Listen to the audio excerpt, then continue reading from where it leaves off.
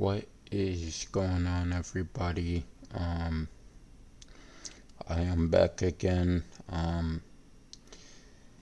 It is it is the first episode of McLaren Wednesday.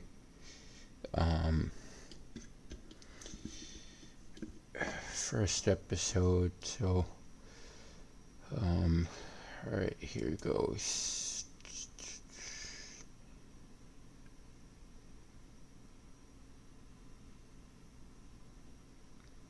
Just gonna cover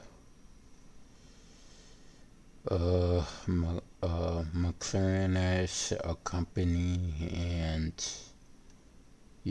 what they are, and how successful they have become.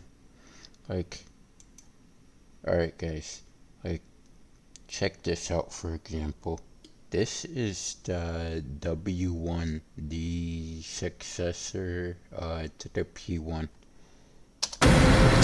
This is insane. Absolutely crazy.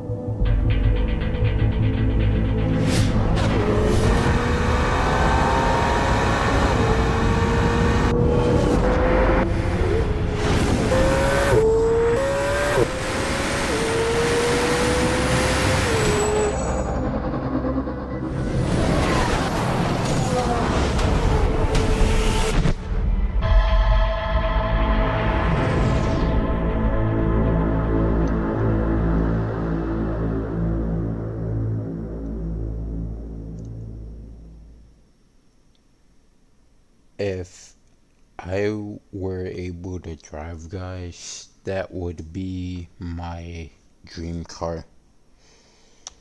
But, can't drive, so yeah, there's that. Alright, let's check out some more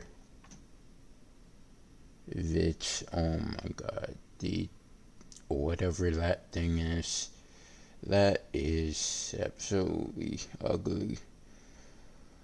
Alright, let's check out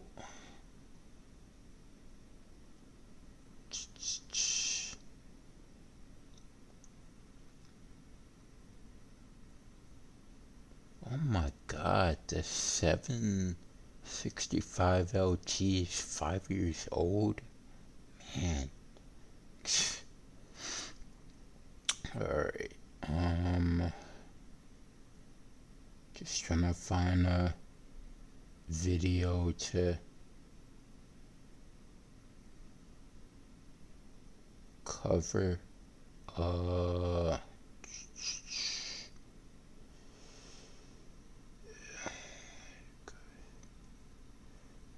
Alright, I'm just gonna go with a short here. This is how much it costs to own a McLaren. Alrighty guys, so a common question I'm asked is how much does it cost to keep a McLaren 720S running? Just for starters, your parts are going to be very expensive on these cars. For example, your carbon ceramic brakes cost $20,000 if you fry them. As for maintenance costs, your annual servicing will cost you $5,500 a year, and that's hoping nothing else breaks on the car. For $5,500, you're getting a whole bunch of oils and fluids changed on the car, which is kind of a ripoff. The moral of the story is exotic supercars are super expensive to maintain. This is how much it costs to own a McLaren. Wow. I mean, granted, guys, yeah, it is, a supercar, and supercar company, so, yeah. Alright. Yeah, let's go with, Throttle House here. For cafe quality iced espresso, just the way you like it. New Nescafe Espresso Concentrate. The visually mind-blowing world of Tron will finally come to ours.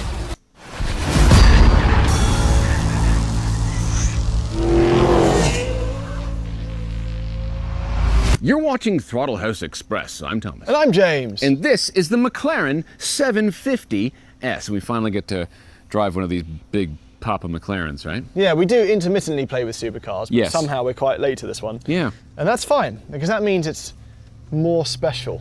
We've driven the McLaren Artura, which is the hybrid V6 one. And we called it the best worst car ever. It was great. I loved it. It was so enjoyable, and then it broke completely. It didn't break completely. It just it had things. It had unique Yeah, idiosyncrasies. it's a unique idiosyncrasy like this, where when we put the roof back up, this little piece of foam was like, I don't want to be hidden. I'm just gonna stay here and. All right, it's got a little extra willy. That's Anyway. fine. It's also got a little extra Power? willy. Willy. Isn't that what you call it? It's got a bit of willy. I meant welly, all right? Apparently I'm obsessed with willies. Or is Listen, it you wally? can call it whatever you want, but it's 740 horsepower. Flat plane crank, turbocharged V8. This is McLaren's big boy it's a very, in very the, powerful in the car.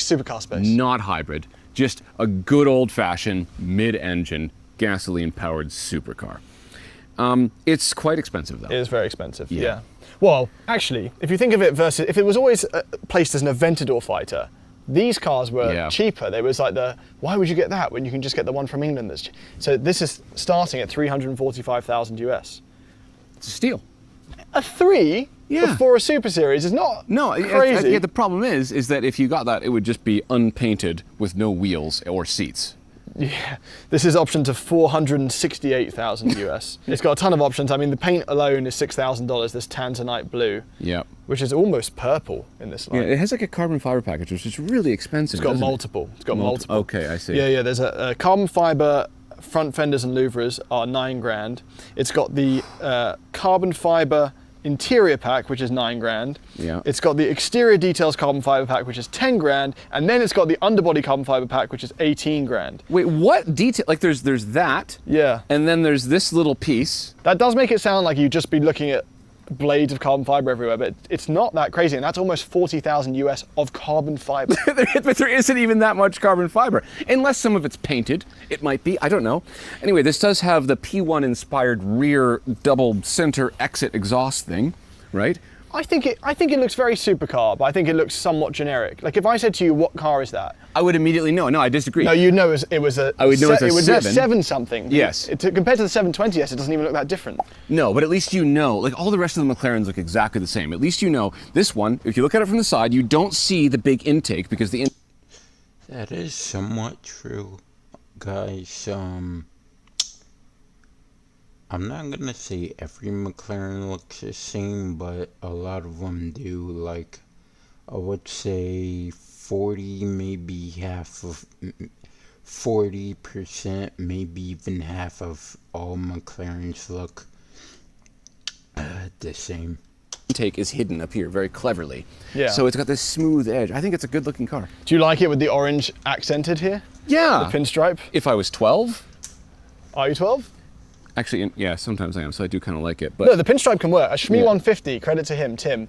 He did his 675 LT, I think, with purple against silver stuff, and it worked really, really it's well. classy. Yeah, this is a bit too toyish for me. I know it is a toy, but it's a bit too, I don't, anyway. But it's not heavy. You know, even in spider form, this is. It's 3,100 pounds or Yeah, something, it's under, right? yeah, it's under 3,200 Yeah. pounds. It's pretty light, honestly. So in the last couple of years, we've played with Revuelto most recently, Yeah. Artura, 296, Yeah, Huracans. all things that come around this price, apart from the Revuelto, that's pretty up there. But Yeah.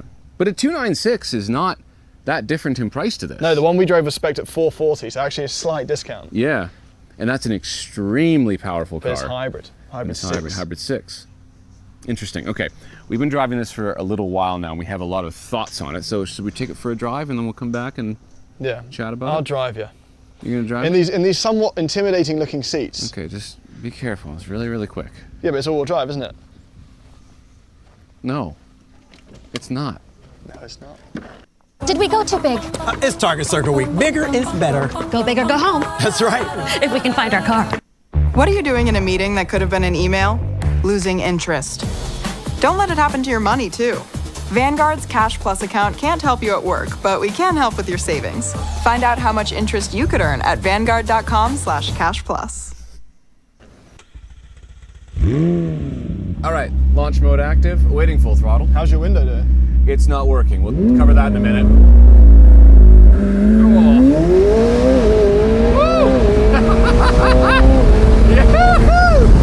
Okay. That was surprisingly controlled. Like very progressive, yes. Yeah, and it didn't slam you. Yeah, so this car somehow is putting its power down. I do not comprehend how it's putting that much torque to the ground so consistently. The traction control is incredible. Are you in sport mode? I put it in sport mode, yeah. Yeah? Yeah, And powertrain. sport on the chassis. Yes. The shifts are so aggressive in sport. They're so aggressive. I like that. This car understands. Oh, I love it. It understands the assignment. And in Yes. track mode, in every other car, track mode goes, yeah, well, wait till you see this. We're gonna screw you right up. Track mode, the shifts are smoother. They're smoother because the McLaren knows if you're on the track, you don't want to upset the balance of the car. Whoa! And then the best bit of theatre, is this absolute whale tail behind you. Yeah, when you brake, oh, there it goes. The first time I saw that gave me the feeling you get when you see a whale in the ocean. Oh, that like fizzy feeling. The whale spotting, like, it's wildlife. It's wildlife back there. It gives you the tingles. And obviously, oh my god, it's tremendously fast. And so turbocharged. There's a whistle and a wisp. Yes, this engine is incredibly turbocharged. Like the 296 and the Artura, they filled the gap in a way that made the car feel naturally aspirated. This one is very much you wait for the boost to come on, and once it's on, it's friggin' on, and it goes. There it is. Yeah, you can feel it. Yeah. So, foot down, boost. Yep. Lots of lag. Whale tail. Whale tail. Tons of drama. It feels so light. Yeah, oh yeah. Well, it is so light. And obviously we've not just been driving this with the roof down, and with the roof up, you can hear some of the rattles, you know. Yeah. It's not a picture perfect And cabin. the window being down means that allergies are getting in the car. Yeah, that just happened. Thomas's window cannot move. I wouldn't sneeze. Okay, so this doesn't just compete in terms of performance with its competitors, right?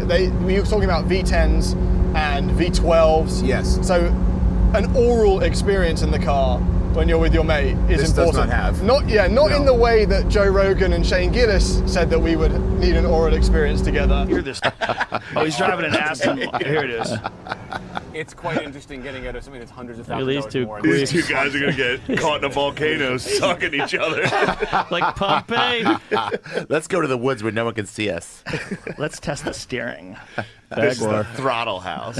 It's I'm excited with electricity and what's it's an about to amazing happen. car. Rear end B. Yeah, we got roasted by on Joe Rogan's podcast. on Joe Rogan's podcast. It's fine. It's fine. It's fine. It's fine. There was a volcano, you do the same thing. Yeah. But I think that sounds pretty good. I mean, the turbo whistle and the exhaust. Oh yeah. There's lots of sounds.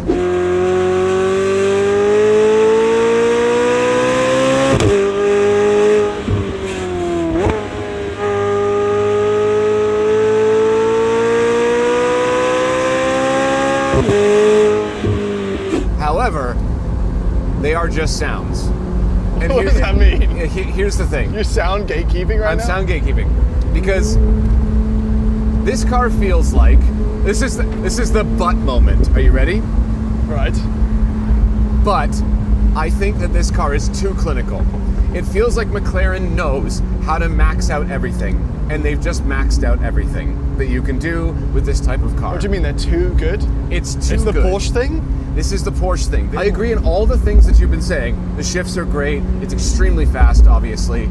It does make a noise, and there's a ton of performance. But I think it's a little bit too clinical, right? In In what sense? Like, it doesn't delete the corners like the Porsche. No, it doesn't. That feels beautiful. Oh, The this steering is still feels- McLaren steering. The steering is McLaren steering, but answer this question and don't lie to me. Is the steering in the Artura better than this? Yes or no? Yes.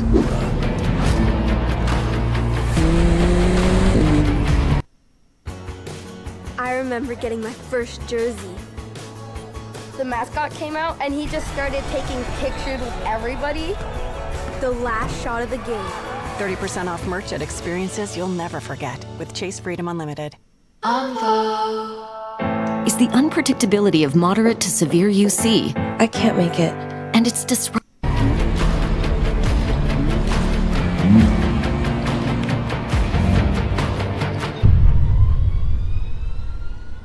It is better, and I figured out why. By a 1 out of 10. Yes, it is better. And so we're talking the steering in this car is like world class, better than everything else. Yeah. But the Artura is just that much better, and I realized that this 750S has McLaren's latest version of their hydraulically linked suspension. Right. Those wheels are not connected to each other.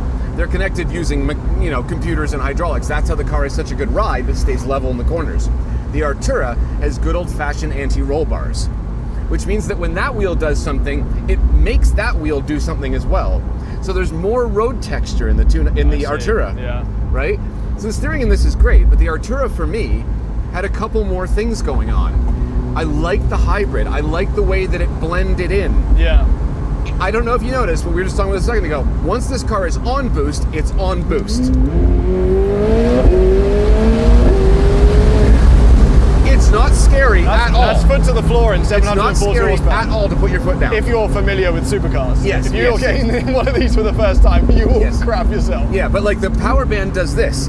Once it's on boost, it does that. Yeah. The 296 and the Artura kept doing that to the red line. The 296 somehow has more power. I always forget. I think it's maybe Ferrari. It's not. It's 800 and something horsepower. 800 something horsepower. The 296, I think, is a significantly better sounding and more engaging car than this. Well, and it will hold its value better. Yeah, the difference is with the Ferrari, it's a shorter steering ratio. It feels like it more dances. delicate. There's a delicacy. Yes.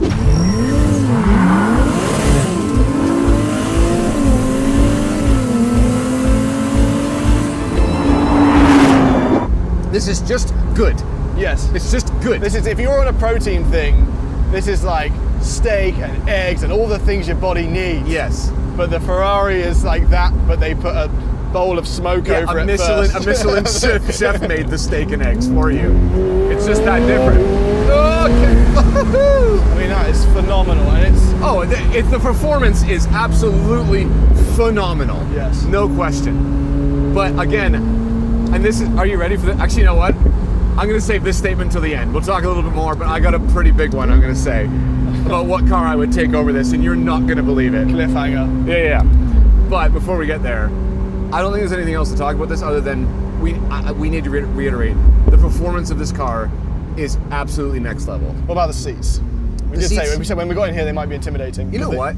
I don't like them for a couple reasons. There's 3 options. These are the most aggressive. These are the most aggressive. I don't like them for a couple reasons. Look, I'm not a small-shouldered man, and look how much play I have in the top. I see. Right? They're not actually holding me in. It's not for you. It's for Sigma males. I don't know. What am I? You need to be a complete Dorito. Yeah, you need to be a Dorito. Yeah. You need to have those like really tight sweatpants with the really oversized white running shoes. Right. Yeah. Yes. Clients. They call them clients. Yes. I think they are soft there. I mean, there's quite a bit of cushion going on. No, they're not bad on the base, and they kind of hug you nicely. But my back gets a bit sore, and I'm not being held in as well as I feel like I should for a fixed back racing bucket. Fair enough. Like the Porsche ones hold me in better. Fair enough. Anyway, I think that the steering in this is brilliant. The engine is brilliant. The chassis is brilliant. Everything is so good, but it's so good. Do you know what I mean? No. Do you know what I mean? No. All right, let's just go and chat about it. Okay, so here's my controversial statement. Go on. Some of you may know. You definitely know. What's pretty much my least favorite Porsche?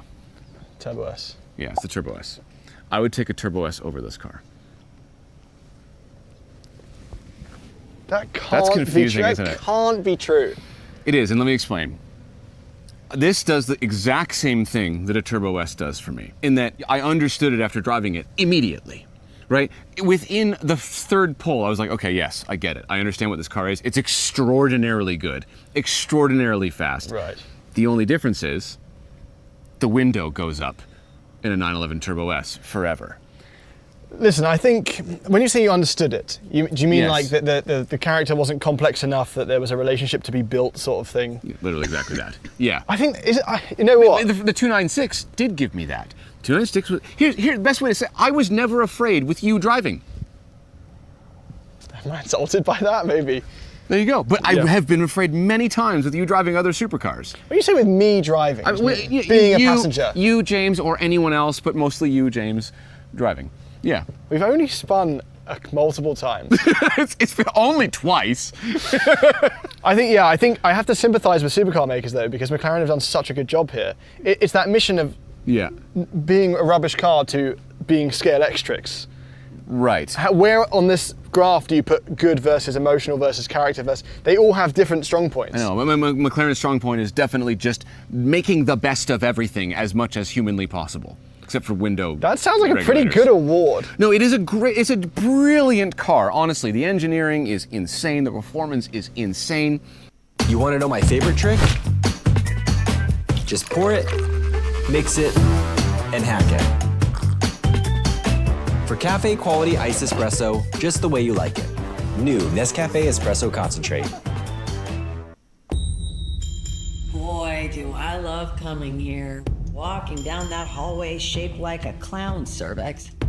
But the Artura, for me, there's more going on. Learning about the hybrid, the powertrain, the V6 was, I feel like, a little bit more charismatic. The steering was more interesting. The 296, it sounded better. It's beautiful. It was so quick, and it's cheaper. And it was just a little bit more of a scary experience. Well, cheaper is optioned. Maserati MC20, that's a worse car in every single way. Agreed. And the entire time I drove that car, I was a little bit afraid of it. The only thing that MC20 does for me is beauty. It's beautiful. Yeah, it's beautiful. But you see all right, what I'm let's drop down a rung. Yeah. What about something like a Spider RS, which we drove recently? Also incredibly precise, amazing engine, great transmission. It's a brilliant car, and I probably would still own a Spider RS over this. Okay. I mean, they're not that far away. No, well, especially now the Spider RS is trading for huge money now, right? Yeah. So there's that. But I would take a GT3, by the way, over this and a 911 Turbo S. Right. Just like a manual so roof GT3. down, it sounds like a new. If they bring out a new Speedster, would be the answer. That would be pretty amazing. Right. The yeah. a GT3 I would convertible. I'm not even really that much of a Porsche guy, honestly. I just I'm so confused by it when I drove it. That's it. Look, I mean, it's also useful in a way that a 911 is. Like, this frunk is huge. Yes, it does. Yeah, it's a massive amount of space. The front axle lift. This is great. 4 seconds. They're very proud of that. Very proud of the 4 seconds, yes. Instead of 8 seconds, I think, which is the 720S. Yeah, exactly. A very usable. It's a very usable. Safe, somewhat safe. Comfortable. Yeah, it's safe in terms of you can put your foot down. It does egg you on. Yeah, it does egg you on. You get real trouble. But it's not safe in the fact that it's just going like time-altering speeds in a couple seconds. That's why it's not safe. But that's just a problem with modern supercars in general, I think. Not this particular one. All right. Yeah. It's fascinating. I think now I really want to drive the P1. You think you're ready? I think I'm ready for the P1. You think we've graduated? Because I want roughly this experience, but scary. I'll scare you. I'll be the one to scare you in a P1. Okay. In a volcano. Yeah, good. This is where we fade out now.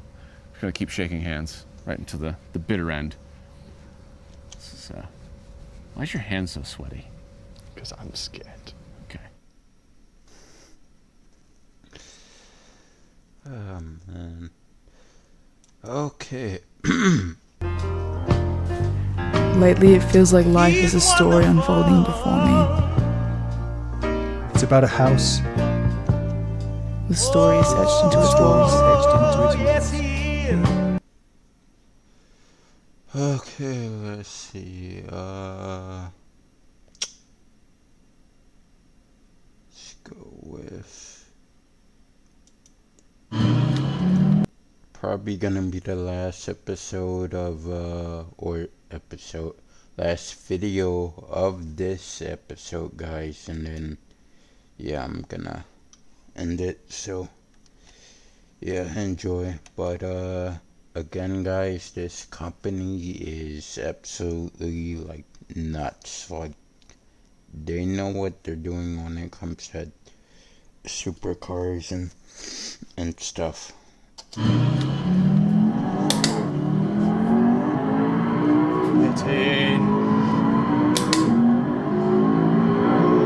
Slow is smooth, smooth is fast.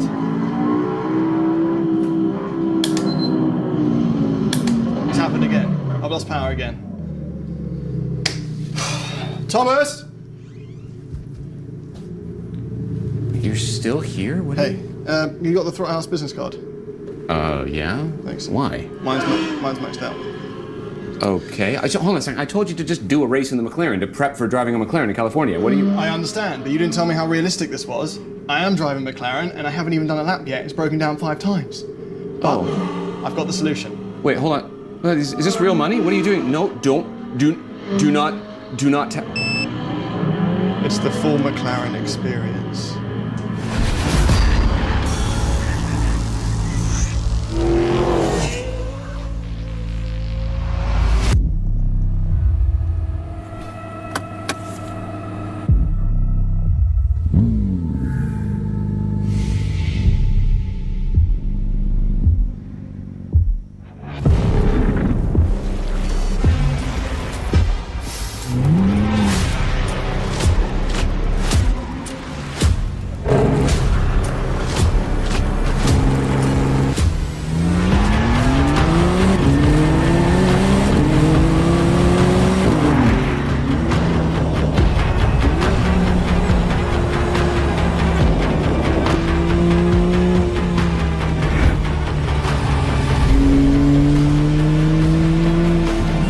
Throttle House. I'm Thomas. And I'm James. And this is the Artura.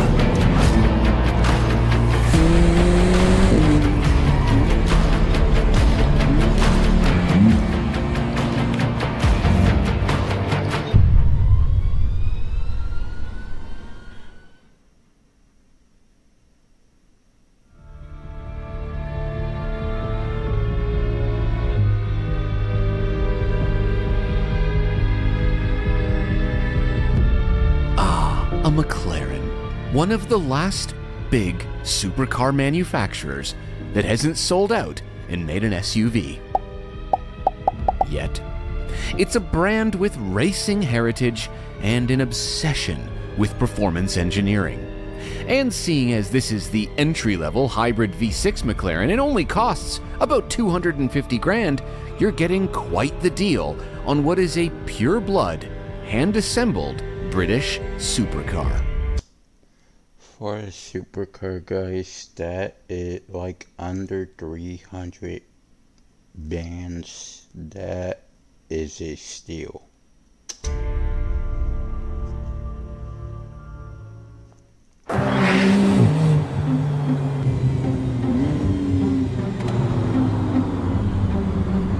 But with all hand-assembled British cars, you do get British car problems.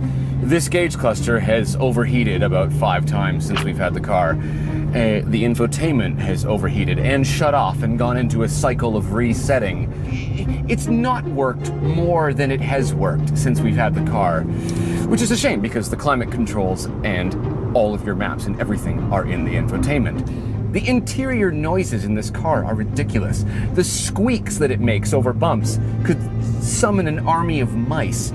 And the seat itself has been rattling, so has the gauge cluster. In fact, the gauge cluster was rattling so much, we got fed up with it. And at one point I started banging on it, and then there was a tinkle tinkle sound.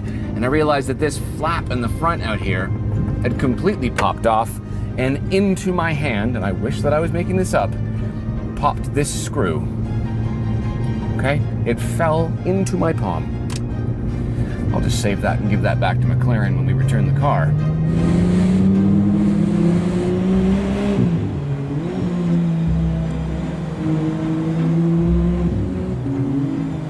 So we took to the forums to find out what the scholarly McLaren owners have been saying about theirs, because after all, it's a brand new car.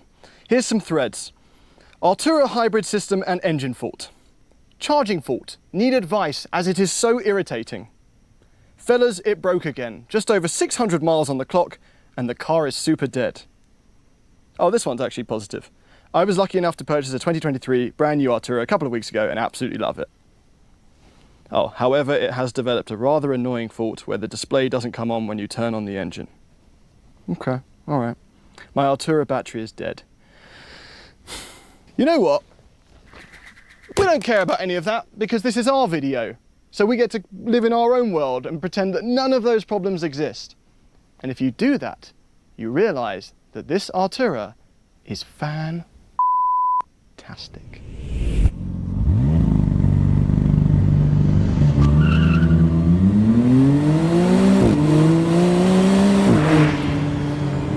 That is a sub 3 second 0 to 60 time in a $200,000 supercar. That doesn't quite get old. And there's a lot going on there to make it do that. This is a relatively light supercar. This is actually a couple of £100 lighter in terms of dry weight than the 296 Ferrari. It doesn't have as much horsepower. In fact, it has 671 horsepower, which I don't know how you could ever want for more, because that is absolutely absurd speed. And it's actually a weird number because we've driven a few cars recently that have the same number. The C63 with 4 cylinders achieves 671 horsepower. The DB12 with 8 cylinders also achieves 671.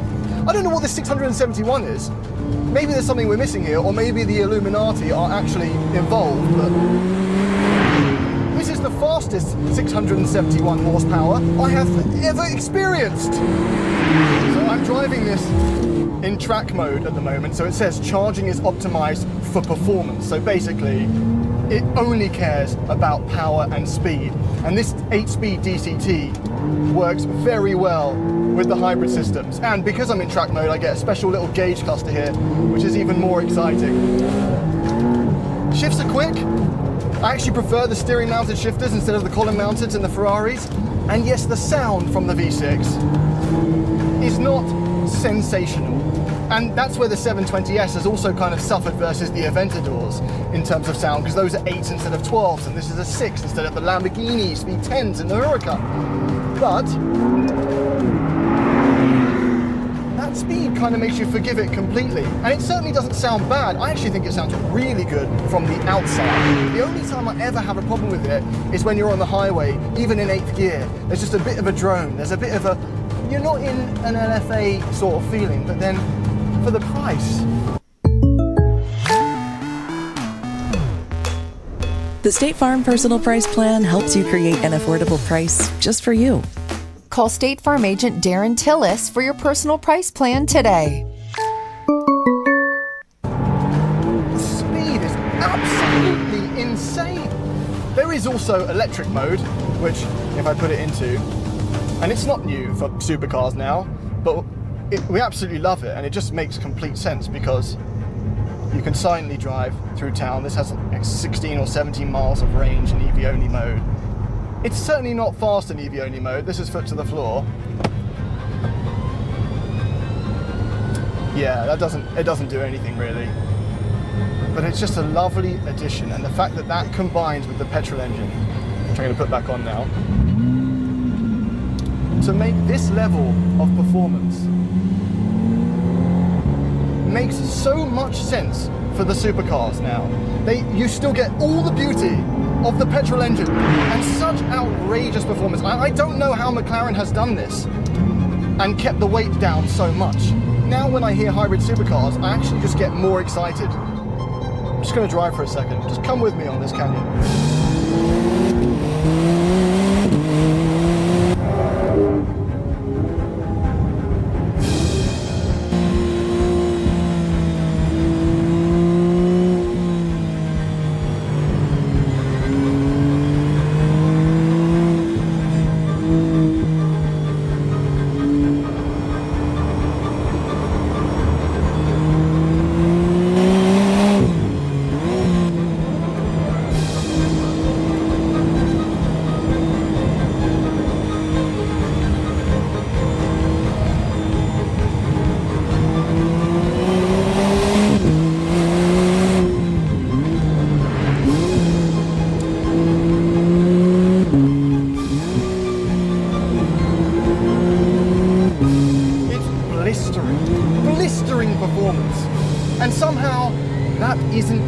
the best part. You've probably heard us drone on for years about how important it is to make a car do more than just go fast in a straight line. We're always upset when it seems like a manufacturer didn't understand or didn't prioritize making the car feel good in the corners. I'm always disappointed when it seems like it's too numb or the car is too heavy or it's just a mess and the suspension makes no sense. And that's because when I'm driving one of those cars, I'm always wishing that it felt more like this.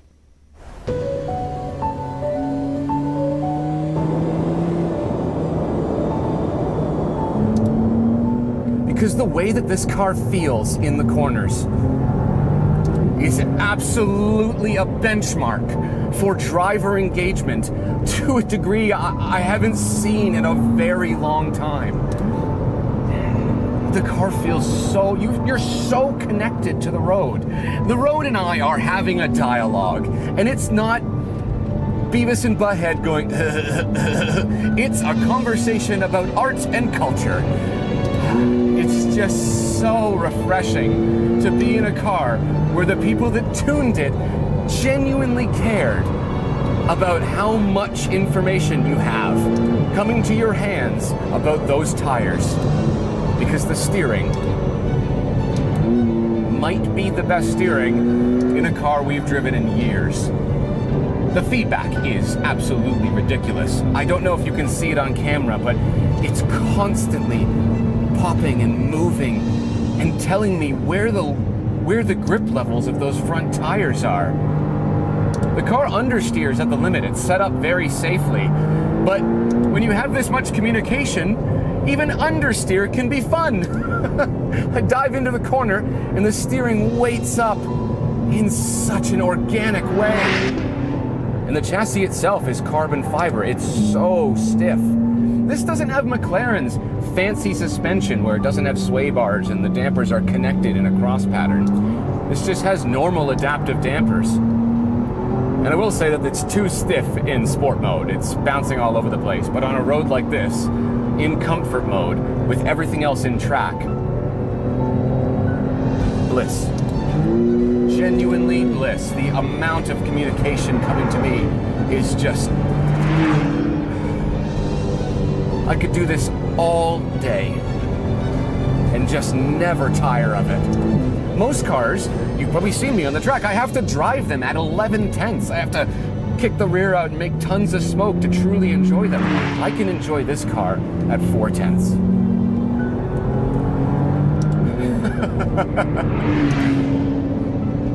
Joyous experience.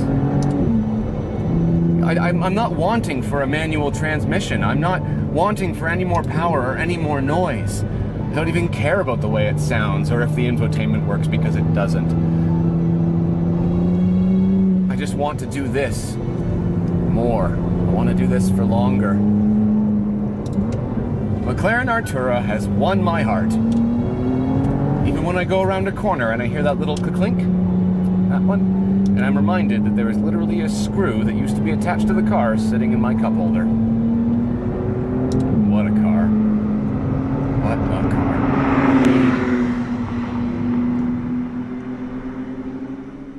Did we go too big?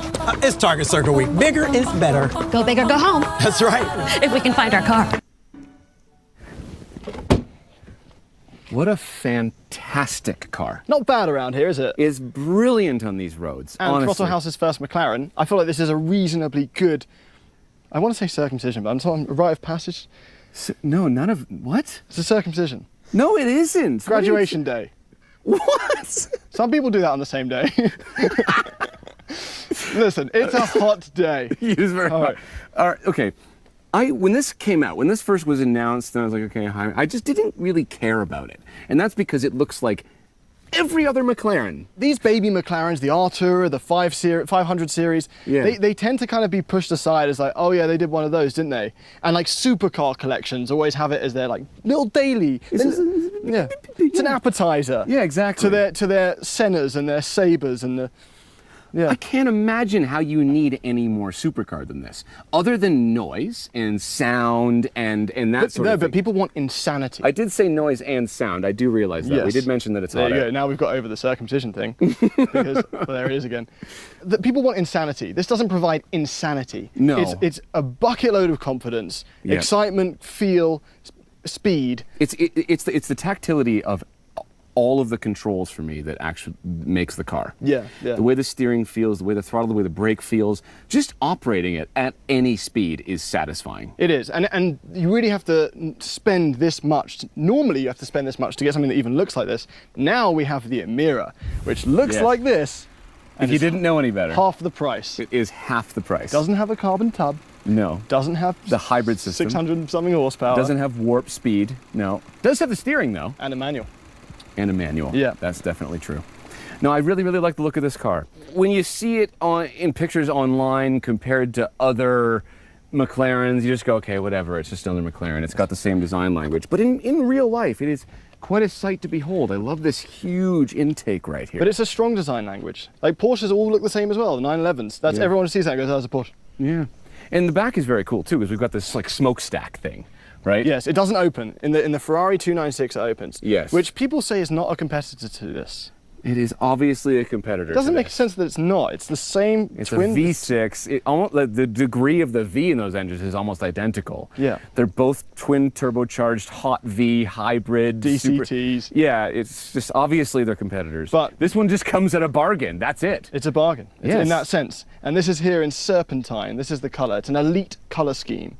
So there's the standard colors, and then Okay. you can spend like $5,000 and get the elite Okay. colors. Yeah. And then there's the MSO colors, which are like $10,000 or so. Right. So this has about $50,000-$60,000 in options. That is a lot. But the whole MSRP isn't that undigestible. Non-digestible? It's actually not an insane price when you see what else is out there. Yeah, it's 911 Turbo S pricing. I would have this. Oh my God. I cannot tell you how much I would have this over a 911 Turbo And S. it has a frunk. Even with all of the crap that's going on? Yeah. Even with all of that stuff. I don't even need infotainment. But it's interesting because the stuff we've dealt with, the 296 had its own quirks going on. It had many You know what quirks, never yeah. has? What? A Huracan. No. We've that's never had an issue built with a by Huracan. Audi. Yeah. This is built by your No, the folk. Huracans are built in You guys in Italy. cannot build cars for some reason. I don't understand what's like. Name a British manufacturer that we've personally tested where everything has worked perfectly. So not Lotus. No. Not JLR. No. Not McLaren. No. I feel like the Astons have been okay. No, we had some issues with build quality on the Astons as well. Build quality only. Okay. All right, well, let's have a look inside of this. Okay. And see if this stacks up. I do love the doors. Ferrari doesn't have those doors. No, they do not. Ferrari doesn't have this they do interior. Yeah, this interior is incredibly minimalistic. When I first got into it, I was like, where's all the stuff? It's a very different approach. Yep. Yeah. Still nothing on the steering wheel. Nothing I on the love steering that. wheel apart from the matte carbon fiber, which looks wonderful. I do like the it. shifters, which both shift at each other at the same time. Yeah, they're like an F1 shifter. They're connected, right? We were recently in the C63 and we complained that tablet looked a bit like an OG iPad, and this doesn't look that different to that. No, it doesn't. But at least it's got like a bit of design here with this little volume Yeah. knob. If I open that, there's going to be a bunch of gin in there. It does look a little bit like Yeah. it. But it seems to work. It's been intuitive, which is the most important thing. It's intuitive, but not fast, right? It works, but there's a swipe up for the climate control, which, oh no, see, with too many inputs, it's panicked. You'll get there. It's a swipe up from, There it is, see? Yeah. So it's not that quick, but all the information is there and it's really easy to figure out. I immediately figured it out. Also, you can do most of the climate control from here. Yes. Right? And this is a GT car, right? This is supposed to be an everyday livable thing. Yeah. And this has the Bowers and Wilkins system, which not only looks very pretty, Yep. but we did a good test of that. And it is absolutely fantastic. Yeah, it's really very, really good. in terms of supercar level, it's not like, it's not, No, it's not like a luxury car, high-end sound system, but it's one of the best we've tested in a supercar. We've got this cluster here. Which moves with the steering wheel. Yeah. That's an underrated feature. There you go, right? All the information you need, and that's how you adjust your modes for the engine and the thing. And you know what? I've got this screw which I can put back in at some point.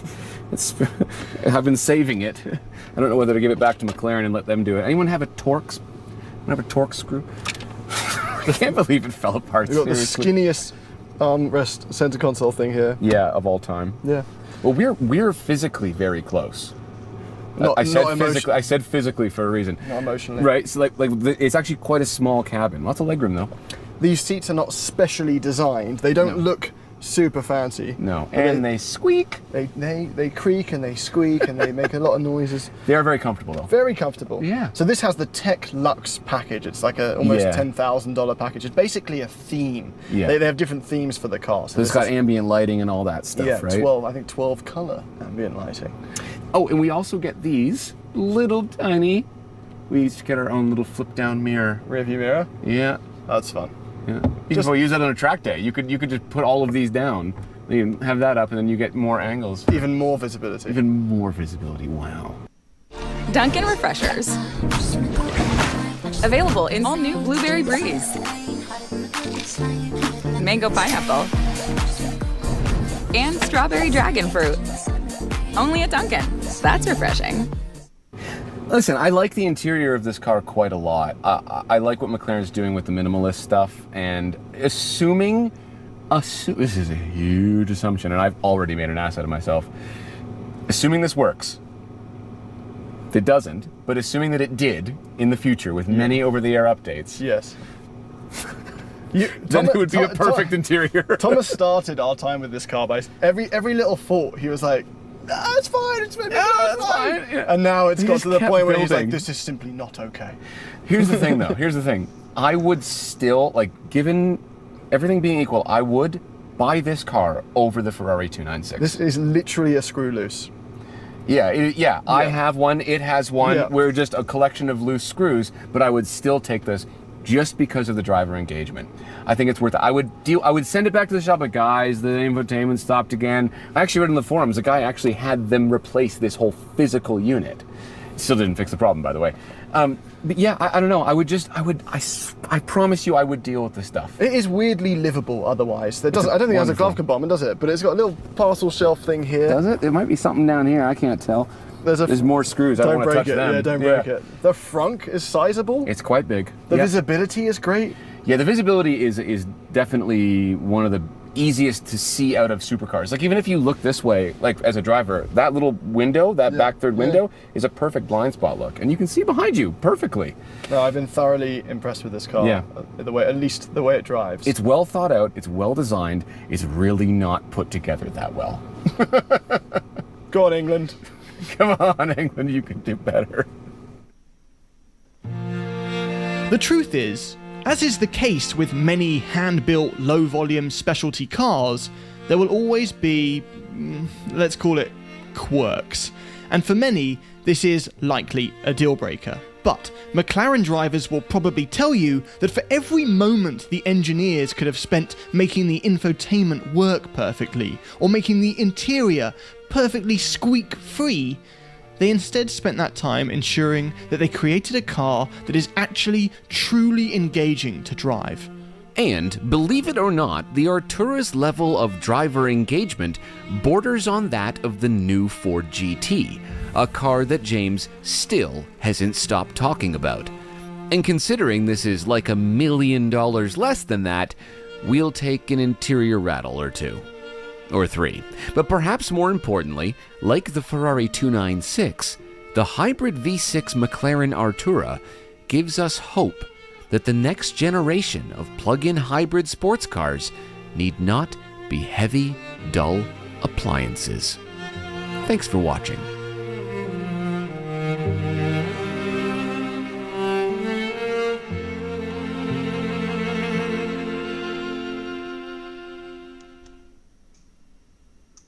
Alright, let me just see if... Hold on, guys. Here's my crew. Great people. All right, let's get it. Hold on, let me see if... Yeah, I'm gonna do...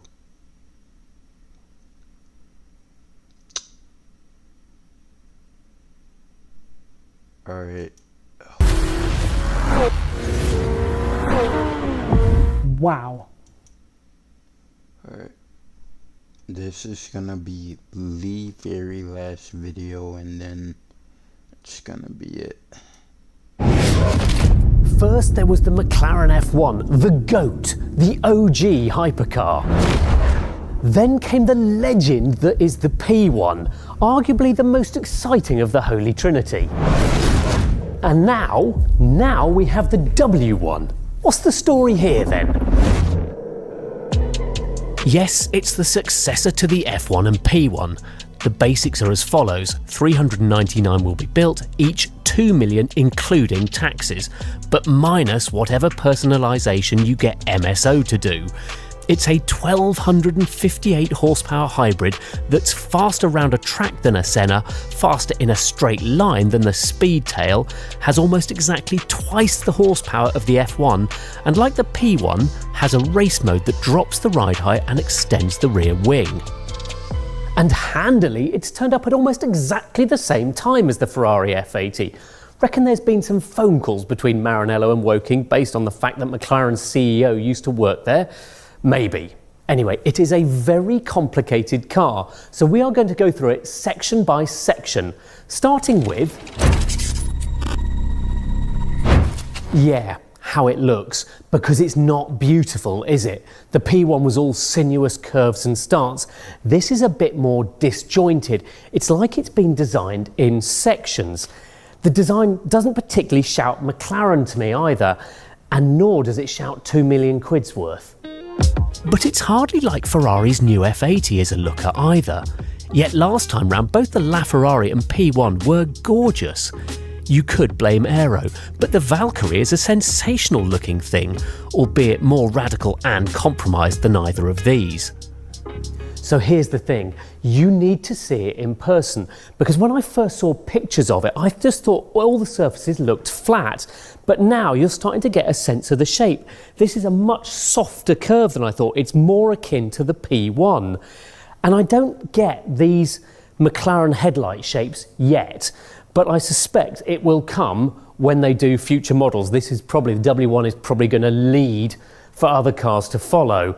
I like the little portholes here where you can see the inboard push rods in there. And then you get to the proper head scratchy bit, because look at all of this stuff going on through here.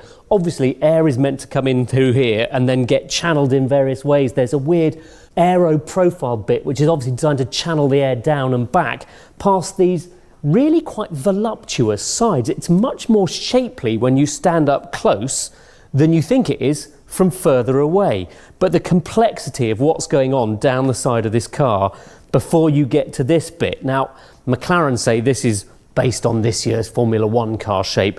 To me, that is the bit that says Senna more than anything else. And in pictures, I had never even noticed this separate, it's like UFO hovering over the roof. Doubtless it does some very clever stuff with the air, channeling it down over this quite big slab of back deck. Like the Ferrari, there is no rear visibility and just sort of a bit of a glimpse down into the engine.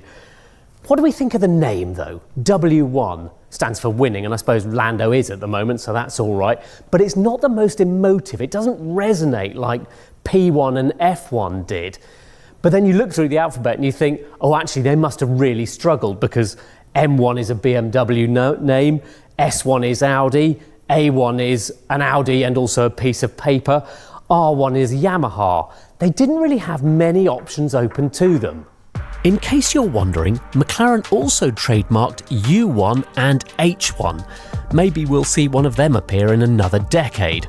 In the meantime, let's discuss the... Hidden underneath the carbon body panels is a brand new monocoque called the Aerocell. Essentially, this is the core of all the W1's aerodynamics. By raising the occupant's legs 80mm, McLaren can use the underbody to do more with the airflow. It also incorporates a fixed seat, the lightest solution possible, and with no seat runners, that means the Aerocell is more compact, shortening the wheelbase. It's only a fraction longer than the P1's. Go, go, go, go, go. Ooh. Breeze in the club, I might just pause. Look at my feet, come kiss my toes. I move my waist like fast and slow. I do too much, yeah. your chest lifted. Go, go, go, go, go, go. Ooh. Is the W1 really that much of a step forward? The old P1 could do 6 miles of electric-only driving. The W1 just 1.6 miles, and it still uses a 4-litre twin-turbo V8 and twin-clutch gearbox. It doesn't really seem to be moving the game on. But wait, the V8 is brand new from the ground up, as is the gearbox, which now has 8 speeds rather than 7, and no reverse. That's done by the electric motor, which itself delivers 342 horsepower, while the V8 contributes another 915, bringing the total to 1258, 75 horsepower more than the Ferrari. And yet the Ferrari is faster. It claims 2.15 seconds to 62 against 2.7 for the W1. That's because the Ferrari is 4-wheel drive, fast off the line, while the McLaren is rear-wheel drive, lighter. It's 125 kg less than the F80, which means once up and running, it's just as fast. It might be slower to 62, but by 125, it is level pegging. Both hit that in 5.8 seconds. Ferrari makes no claims above that, but the McLaren goes on to hit 186 miles an hour in under 12.7 seconds.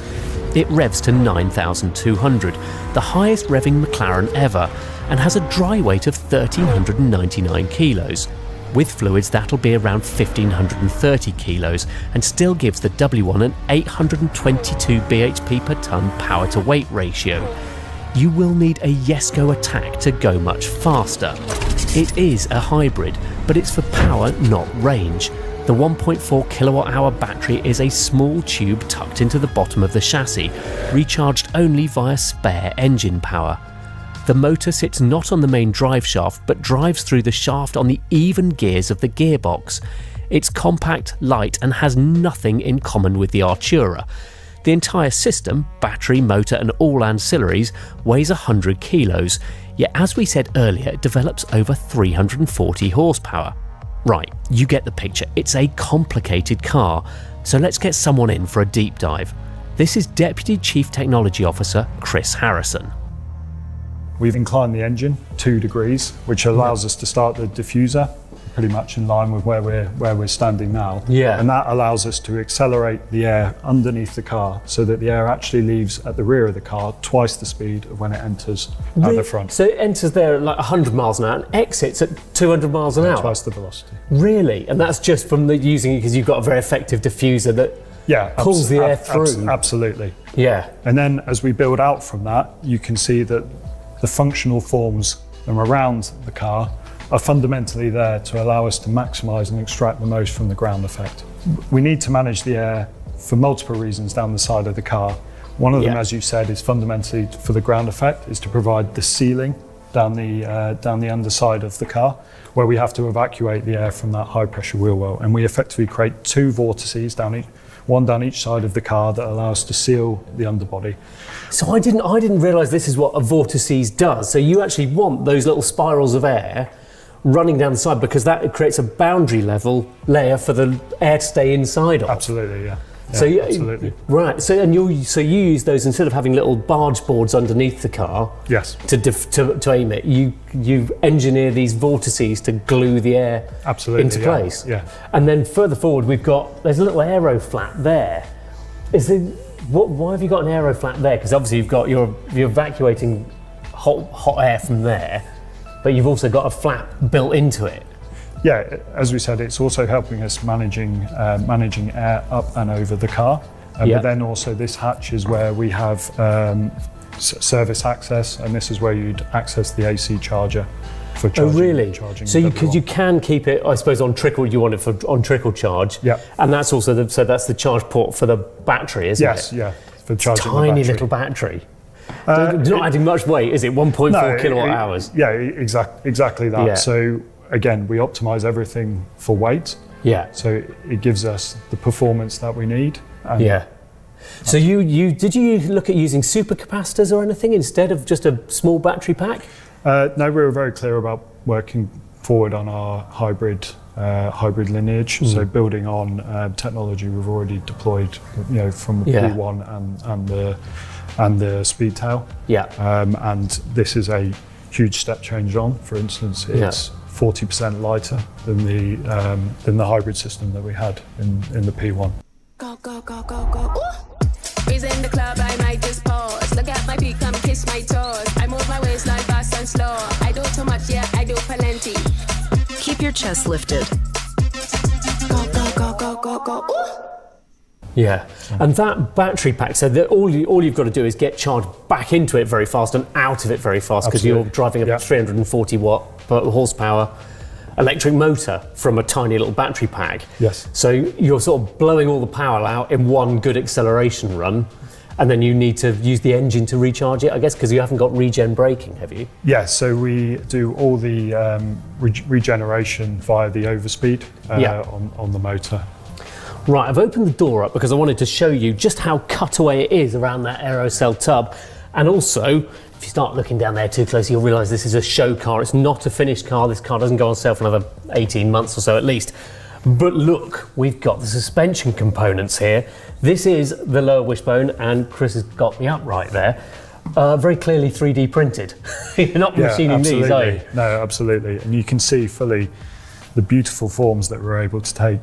The opportunities that we can exploit by using 3D printing is we can create a homogeneous form that enables us to incorporate not just the loads that these components need to see, but also the aerodynamic form as well. Yeah, this element up here, in none of the pictures that I noticed this sort of little bat wing job on top. What's it? I'm assuming it's gluing the air to the back deck. Yeah, so we call this the flow diverter, and effectively its role is, as you say, is it ensures that we get the air glued to the back of the car to allow the active long tail to function. So we need to feed the active long tail with clean air. Yeah. This also helps channel air. If you can imagine, the car is sideways, and we've got air acting sideways. This allows us then to channel the air down further onto the spoiler. Right. Why is it not carbon? Because you can see carbon surfaces here, but not there. So we actually integrate the antenna within this, for transmission purposes. You can't have it in carbon. Can't have it in carbon. Oh, I see. Okay. Wow. And then you've got an awful lot of stuff going on. We should get the rear wing active, shouldn't we? So there's 4 motors, isn't there, that run? Yeah, so they're driven by electric motors, which is a first. So previous McLarens have been hydraulically operated. And you'll see as the wing extends rearwards into race mode, the wing in itself can extend. So that's road mode this is road mode. And then we can deploy the wing 300mm rearwards for race mode. Which isn't road legal, just like P1. Correct. As soon as you've sent the wing out the back. Yeah, correct. Isn't road legal. And then we have up to 29.5 degrees of adjustment in the angle of attack of the wing. Because at the moment, it's weird, isn't it? I mean, I don't understand aero at the best of times, but you look at that wing and you go, well, hang on, that looks like it should be giving you lift rather than downforce. Why is it not up at an angle? So if you think about the ground effects concept, so we're using the underbody of the car to generate the downforce. Mm-hmm. What the wing is actually doing by extending rearwards is effectively increasing the length of the diffuser, so the overall active area of the diffuser. So the angle of that diffuser coming up sort of meets the back of the spoiler, and so you've just got a virtual diffuser out the back. So in the purest possible terms, it's a long tail. And absolutely. And there's a weird thing here as well. I've noticed there's like a cutout through the arm of the upright there. What's going on there? Yeah, so that's basically when we're cornering. If we get any pressure build-up on the inside of the wing, this effectively allows us to relieve that pressure and also make sure that we keep the wing functioning as we need to. Oh, really? And so 1399 kilos. And these are the aluminium wheels, aren't you? But you've got a magnesium wheel option, haven't you? Yes, we have a magnesium wheel option, which saves 6 kilos. 6 kilos around the car? Yeah. Okay, so that gets you down to your magic 1399 figure. Yes. Yeah. Do you know what it's going to? You're not going to claim a wet. You're not going to tell me a wet weight yet, are you? Not today. No, Ollie. Yeah. Since we've got the door open, let's go and have a look around the cabin. But before we even get to that, just look at how crazy the shape of this door is. Look at all the aero elements here and all these bits and pieces to it. And then, of course, we've got the fact that it's a gull-wing door now. McLaren likes to call it its anhydral door. But the main reason they've done that isn't because it looks cool, although it does, but it means they haven't had to package all the struts and hinges in this area, which would have upset all the aero work they're trying to do getting air out from the front wheel arch. It's quite cool. Anyway, come around this side, and McLaren realised out quite early on that they wouldn't be able to package a boot in the nose and their luggage was going to have to go somewhere else. So it goes on the back deck, but look, you can flip the headrests down and that's where your luggage goes. Room for a couple of helmets or a weekend away. Right, you pop round the other side, I'm going to jump in.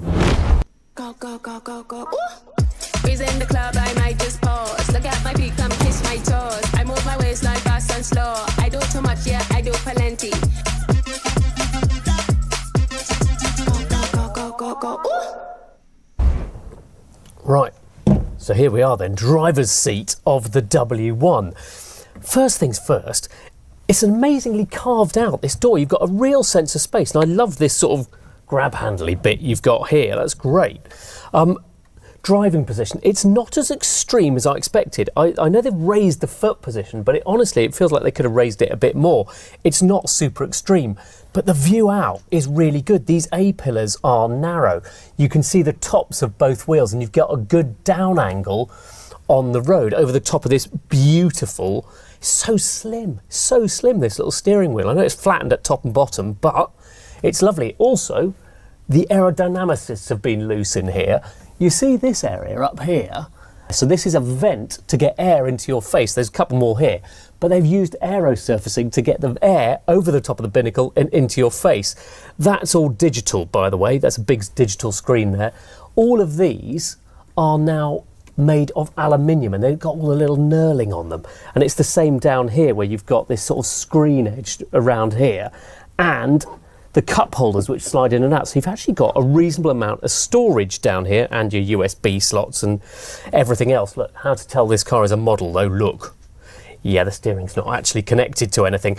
It does have the important buttons on it though for boost, which will give you your 342 horsepower of electric instantly, and your aero button for the DRS mode. Other interesting things, the seats are completely fixed, so they don't move. The pedals move on their little slider and the steering moves.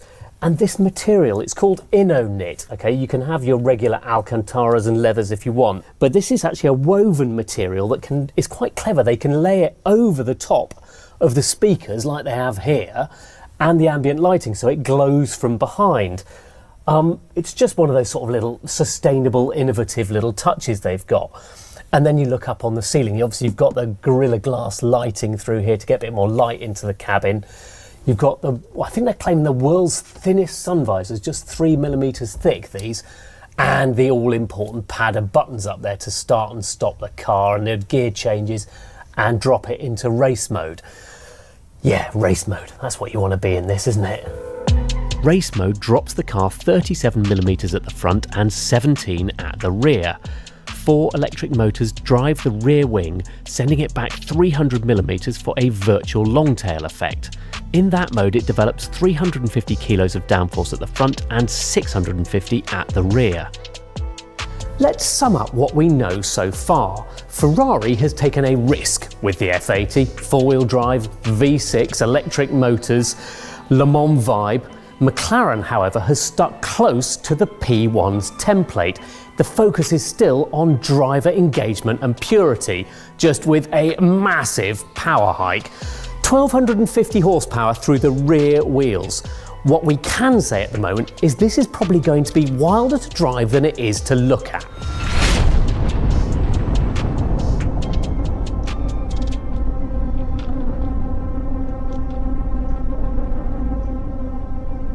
Go, go, go, go. Ooh.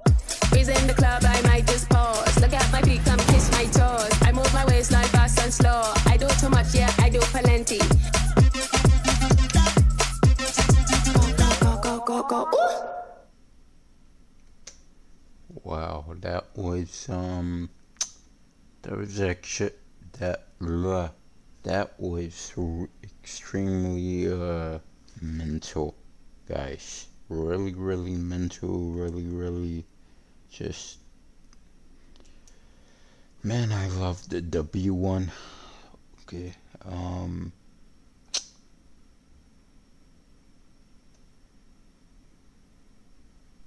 Where? Hold on. Hang on. Okay.